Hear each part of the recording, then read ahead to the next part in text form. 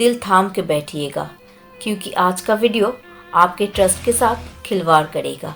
ऐसा किस्सा जो आपने शायद ही कभी सुना होगा और जो आपको सोचने में मजबूर कर देगा आपके बिलीफ को लेके। अब तक आपने सुना होगा पोजेस्ड होता है किसी डेमोनिक फोर्स के द्वारा या कोई नेगेटिव पावर के द्वारा, लेकिन आज आप कुछ और ही जानोगे। तो बातें ज़्यादा ना बढ़ा के कहानी शुरू करते हैं, लेकिन उससे पहले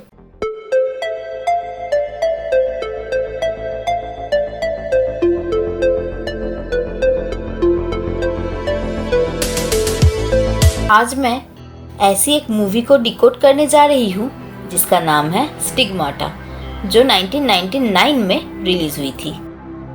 जिनको स्टिग्माटा के बारे में पता नहीं, वो जानकारी के लिए और मूवी का बेस को समझाने के लिए बोल देती हूँ।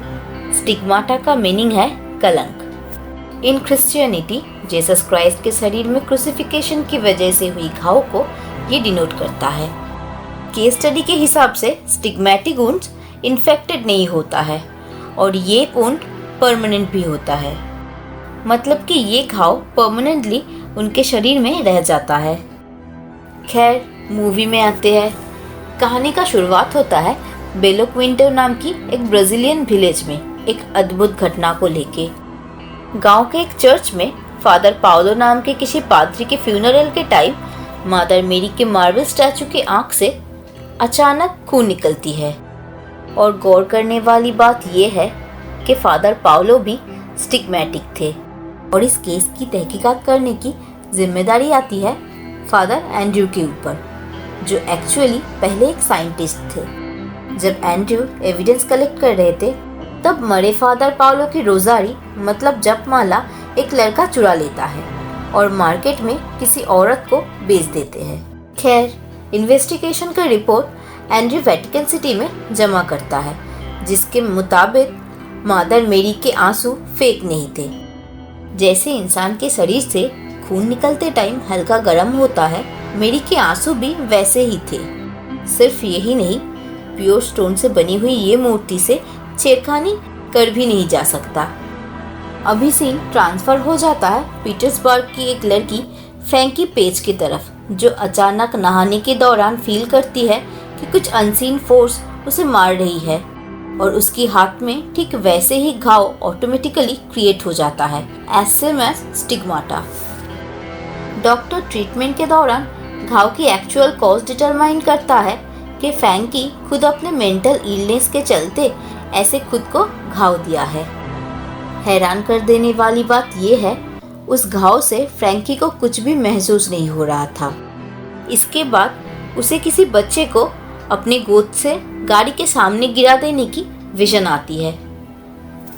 सिर्फ यही नहीं, इसके बाद मेट्रो से लौटते टाइम उसे कुछ नान दिखाई देती है, जिन्हें देख के वो अजीब तरीके से बिहेव करने लगती है।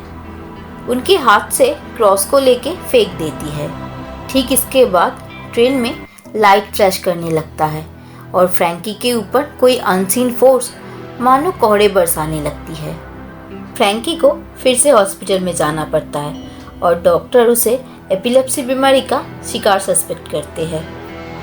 ट्रेन का ये वारदात वायरल हो जाता है और लोग इसे स्टिग्माटा वीडियो बोलने लगता है। इस केस का इन्वेस्टिगेशन का जिम्मा वही पादरी एंड्रयू के ऊपर आता है। एंड्रयू फ्रैंकी से मिलता है और उसे पता चलता है फ्रैंकी एस्थेटिक या नास्तिक है। फ्रैंकी को एंड्रयू स्टिग्माटा की असलियत बोलता है, लेकिन वो खुद भी कंफ्यूज था, बिकॉज गॉड में बिलीव करने वाले कैथलिक को ही सिर्फ स्टिग्माटा होता है, तो फ्रैंकी को कैसे हो सकता है। एक पार्टी में फ्रैंकी के सर से अचानक खून निकलने लगता है, जो कि स्टिग्माटा होने का और एक लक्षण है। इस बार एंड्रयू फ्रैंकी के साथ फिर से मिलने के टाइम फ्रैंकी एंड्रयू को कुछ सिंबॉलिक लैंग्वेज में लिखते हुए दिखाई देती है और मेल वॉइस में इटालिक लैंग्वेज में बात करती है।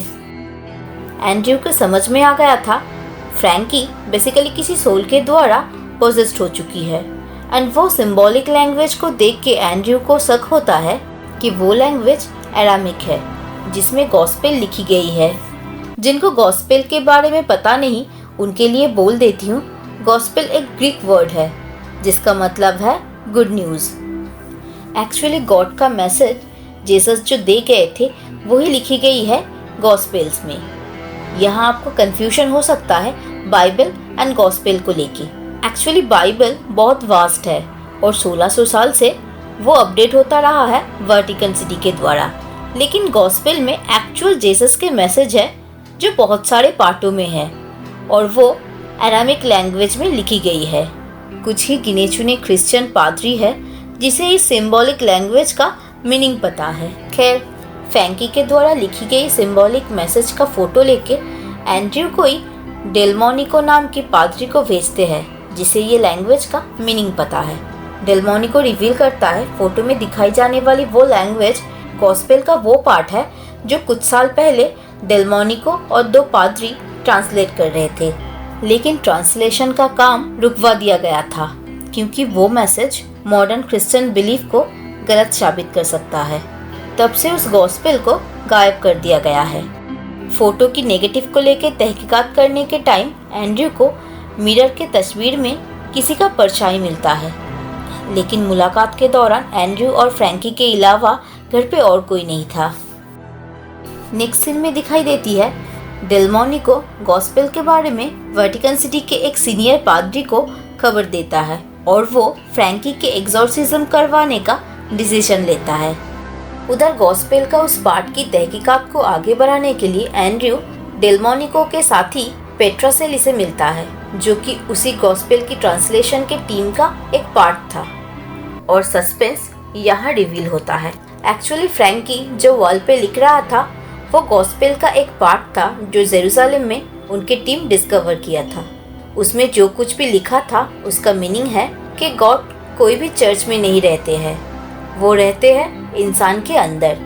Kingdom of God is in all of us and not confined to churches. So naturally Vatican city ये गॉस्पेल का ट्रांसलेशन करना रोक दिए थे क्योंकि ये बात अगर आम इंसान के पास पहुंच जाता है तो उनके चर्च के ऊपर से ट्रस्ट उठ जाएगा। और सबसे बड़ी बात, ट्रांसलेशन टीम के 3 पादरी में से एक थे फादर पाउलो जिनका बेलो क्विंटो के चर्च फ्यूनरल हो रहा था, जो खुद भी स्टिग्मेटिक थे। फादर पाउलो वर्टिकन सिटी के रेस्ट्रिक्शन ना मान के गॉस्पेल को चोरी करके उसका ट्रांसलेशन खुद बरकरार रखते हैं और फ्रैंकी को पॉजेस करने वाले और कोई नहीं फादर पाउलो ही थे जो गॉड की ओरिजिनल मैसेज पहुंचाने की कोशिश कर रहे थे। एक्चुअली फादर पाउलो का सोल उनके जपमाला या रोजारी के थ्रू फ्रैंकी के पास आया था एंड उसे पॉजेस भी किया था। जो रोजारी उसकी माँ ने उस थीफ से खरीदी थी एंड उसे गिफ्ट किया था।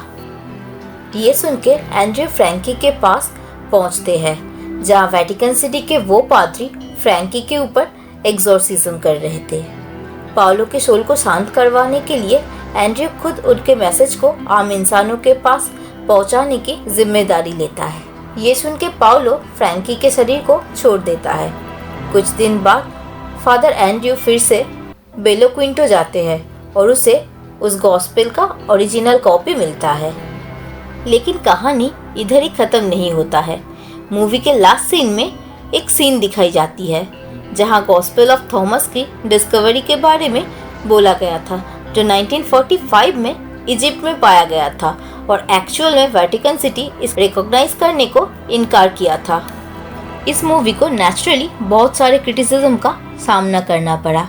बहुत सारे जगह तो इस मूवी को रिलीज करने से भी रोक दिया गया था।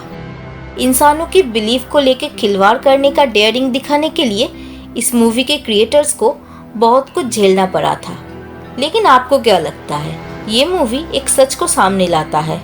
गॉड अल्लाह भगवान ये पूरी सृष्टि के रचयिता है, हम सब उनकी क्रिएटिविटी है।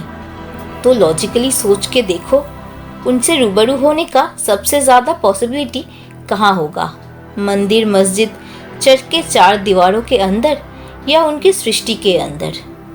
तो कैसा लगा आज का मूवी? है ना कुछ डिफरेंट? कमेंट पे बताना ज़रूर। तो आज के लिए बस इतना ही। फिर मिलते हैं बहुत ही जल्द और कुछ धमाकेदार मूवी डिकोडिंग को लेके। तो तब तक take care and good bye.